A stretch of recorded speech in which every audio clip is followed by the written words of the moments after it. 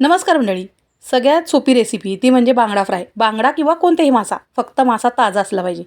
तर मी हे जे बांगडे आहेत ते मला खूप ताजे ताजे मिळाले होते. तर मी त्याचं पोट आहे ते क्लीन करून घेतलं आणि हा असं डोकं आहे ना ते मी असं पूर्ण काढते. नंतर खवले काढून घेतले, पोटाला चिरा पाडून घेतल्या, त्यानंतर स्वच्छ धुवून घेतलं आणि हे जे आहे ना ते कोकम आहे तो मी मॅश करून घेतला होता. म्हणजे मी कोकमाचा कोळ न लावता कोकमच मॅश करून लावलं आहे. खूप टेस्टी झालं होतं त्याच्यामुळे.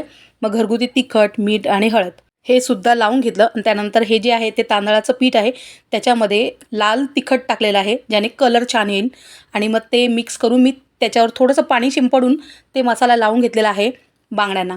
आणि हा एकदम छान मसाला कोट झाल्यावर मी तांदळाचं पीठ आणि रवा मिक्स करून घेतला आणि त्याच्यामध्ये सुद्धा लाल तिखट टाकून घेतलं आहे आणि याच्यामध्ये पूर्ण आपल्या ज्या बांगड्याला हा सगळं रवा वगैरे लावून घेतला आणि त्यानंतर गरमागरम तेलावर मीडियम आचेवर बांगडे फ्राय करून घेतलेत. खूप छान झाले होते. जर का तुम्हाला खरंच छान बांगडा खायचा असेल ना तर बांगडा कधी पण ना खूप कुरकुरीत असं नाही करायचा, मीडियम करायचा. खूप टेस्टी लागतो. एकदा तसं पण करून बघा. आणि खूप तुम्हाला कुरकुरीत आवडत असेल तर तसा करून बघा.